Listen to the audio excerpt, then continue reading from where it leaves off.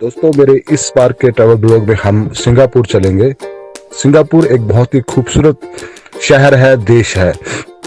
दिल्ली से लगभग 5 घंटे की जर्नी है सिंगापुर की। आप दिल्ली एयरपोर्ट पे आइए, अपना चेक इन कीजिए, अपनी टिकट लीजिए, उसके बाद आप इमिग्रेशन काउंटर पे जाइए, इमिग्रेशन करवाइए और उसके बाद आप सिक्योरिटी से अंदर जाइए। गेट पे आप वेट कीजिए अपनी फ्लाइट का और उसके बाद आप सिंगापुर जाइए। एक चीज का खास ध्यान रखिए, सिंगापुर जाने के लिए वीजा लगता है, लेकिन ये पेपर वीजा होता है। ऑनलाइन अप्लाई करना पड़ता है और पेपर के थ्रू ही वीजा आता है, स्टैंपिंग वीजा नहीं होता है। दूसरा, आपको सिंगापुर जाने से पहले सिंगापुर अराइवल कार्ड जो है वो बनवाना पड़ता है। ये भी आपको ऑनलाइन अप्लाई करना पड़ता है और सिंगापुर अराइवल कार्ड और ऑनलाइन पेपर वीजा के साथ आप सिंगापुर जा सकते हैं। सिंगापुर तक की जर्नी जो है वो 5 घंटे की है। 5 घंटे की जर्नी के बाद जब आप सिंगापुर उतरते हैं तो एक बड़ा ही शानदार एयरपोर्ट आपका स्वागत कर रहा होता है। सिंगापुर एयरपोर्ट पे इमिग्रेशन जो है वो सारी ऑटोमेटिक है, कुछ भी मैनुअल वहां पे नहीं है। आपका पासपोर्ट स्कैन होगा, पासपोर्ट स्कैन होने के बाद आपकी आईज स्कैन होंगी और उसके बाद आप गेट खुलेगा और आप बाहर जा सकते हैं। There is no stamping at all at passport. Singapore में एयरपोर्ट से बाहर निकलने के बाद, चांगी एयरपोर्ट से बाहर निकलने के बाद आप अपने गंतव्य स्थान, अपने होटल जा सकते हैं। जिस भी होटल में आप ठहरे हैं, आराम कीजिए और फिर अगले समय का, अगले प्रोग्राम का जिस तरीके से भी आपने अपना शेड्यूल किया होगा उस पर अमल कीजिए। जनरली सिंगापुर के लिए सुबह शाम हर वक्त फ्लाइट चलती हैं, तो फ्लाइट्स का कोई बहुत ज़्यादा प्रॉब्लम नहीं है। दूसरा, सिंगापुर अगर आप सुबह की फ्लाइट से जाते हैं तो निश्चित तौर पर दोपहर को पहुंचने के बाद आप आराम करके फिर सिटी टूर के लिए निकल सकते हैं। सिटी टूर में आप मर्लिन पार्क जा सकते हैं। मर्लिन पार्क आपने देखा होगा, एक बहुत बड़ा बुत है जिसमें से पानी निकल रहा होता है और लोग वहां पे फोटो खिंचवाते हैं। मर्लिन पार्क में एंट्री जो है वो फ्री है। मर्लिन पार्क के अलावा आप गार्डन बाय द वे जा सकते हैं। गार्डन बाय द वे बहुत ही खूबसूरत एक गार्डन बनाया गया है जिसमें आप एंट्री कर सकते हैं। गार्डन बाय द वे के बाद आप शहर में चाइना टाउन जा सकते हैं। चाइना टाउन के बाद इंडियन मार्केट में घूम सकते हैं और इस प्रकार आपका पहला दिन की आइटनरी जो है वो कंप्लीट की जा सकती है। अगले दिन आप जिस तरीके का भी आपका शेड्यूल है उस तरीके से कर सकते हैं। कुछ लोग यूनिवर्सल स्टूडियो जाते हैं।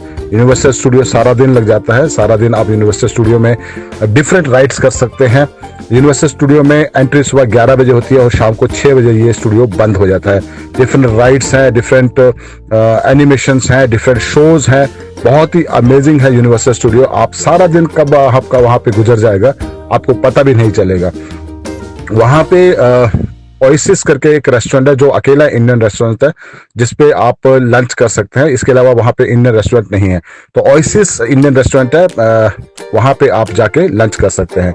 सारा दिन यूनिवर्सल स्टूडियो में गुजारने के बाद आप वापस अपने जहां भी आपका डिनर है, डिनर कीजिए और रात को वापस होटल आ सकते हैं। सिंगापुर में नाइट लाइफ कोई बहुत ज्यादा अमेजिंग नहीं है, तो इसलिए जैसा कि मैं बताता हूं कि बहुत ज्यादा एक्सपेक्टेशंस के साथ नाइट लाइफ को लेके मत जाइएगा सिंगापुर में।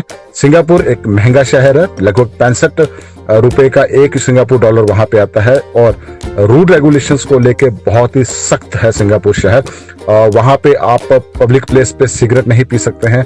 गुटखा, तंबाकू, च्युइंगम, खैनी, ये सब वहां पे बैन है और अगर आप इनमें से कुछ भी खाते हुए पकड़े गए तो आप पनिशमेंट हो सकती है, आप डिपोर्ट भी किए जा सकते हैं। सिंगापुर में विस्की अल्कोहल ले जाने के लिए 1 लीटर अल्कोहल आप बाय एयर जब जाते हैं तो ले जा सकते हैं। अगर आप मलेशिया से सिंगापुर बाय रोड जा रहे हैं तो आप कुछ भी नहीं ले जा सकते हैं। अगले दिन की आइटनरी को आप इस तरीके से कर सकते हैं कि आप सफारी जा सकते हैं। डे सफारी है, नाइट सफारी है, यहाँ पे भी आप सारा दिन निकाल सकते हैं। शाम को अगर आप सफारी से घूम के वापस आते हैं तो आप सिंगापुर फ्लायर जा सकते हैं। सिंगापुर फ्लायर एक फ्लायर है जहाँ पे जैसे हमारे झूले गंडोले होते थे वैसा है ये, राउंड ऊपर आपको पूरा शहर वहां पे दिखेगा। लगभग 40 मिनट की राइड होती है सिंगापुर फ्लायर में। सिंगापुर फ्लायर के बाद आप फिर अपना डिनर करके होटल वापस आ सकते हैं। अगले दिन आप सेंटोसा जा सकते हैं। सेंटोसा एक हार्बर के साथ यूनिवर्सल स्टूडियो का दूसरा हिस्सा है जहां पे आप केबल कार से हार्बर के ऊपर से निकल सकते हैं। समुद्र के ऊपर से आप केबल कार के ऊपर घूम के आ सकते हैं। इसके अलावा वहां पे मैडम तुसाद है। इसके अलावा और बहुत सी राइड्स सेंटोसा में है जिनको आप एंजॉय कर सकते हैं। सेंटोसा भी एक ऐसी जगह है जहां पे आप पूरा दिन निकाल सकते हैं। वहां पे एक बहुत ही टेस्टी खाना के लिए एक रेस्टोरेंट है जिसका नाम है जुबली है। नॉर्दर्न इंडिया का रेस्टोरेंट है, बहुत ही बढ़िया खाना मिलता है वहाँ पे, जरूर ट्राई कीजिए जुबली रेस्टोरेंट सेंटोसा में। ये लगभग सिंगापुर की आपकी आइटनरी रहती है जब आप सिंगापुर घूमने जाते हैं। हाँ, सिंगापुर में अगर आप एयरपोर्ट पे जब वापस आते हैं तो वहां पे आप ज़ेवल जा सकते हैं। ज़ेवल में आप बहुत ही खूबसूरत वहां पे फाउंटेन है, बहुत ही बढ़िया शॉपिंग मॉल का एरिया है जहां पे आप बहुत इंजॉय कर सकते हैं ज़ेवल में। और हाँ, जो लोग सिंगापुर में क्रूज करना चाहते हैं तो सिंगापुर का क्रूज बहुत फेमस है।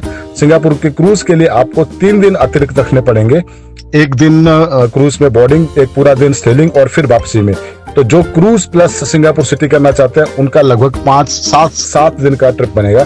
अदरवाइज दोनों अलग अलग भी किए जा सकते हैं। और इस प्रकार आप सिंगापुर में वापस एयरपोर्ट आइए। मैंने बताया कि आप वहां पे ज़ेवल जा सकते हैं। ज़ेवल के बाद आप चांगी एयरपोर्ट से इमिग्रेशन करके वापस अपनी कंट्री आ सकते हैं। पासपोर्ट पे फिर स्टैंप नहीं लगेगी। सिंगापुर पेपरलेस सिटी है, कंट्री है। Thank you very much.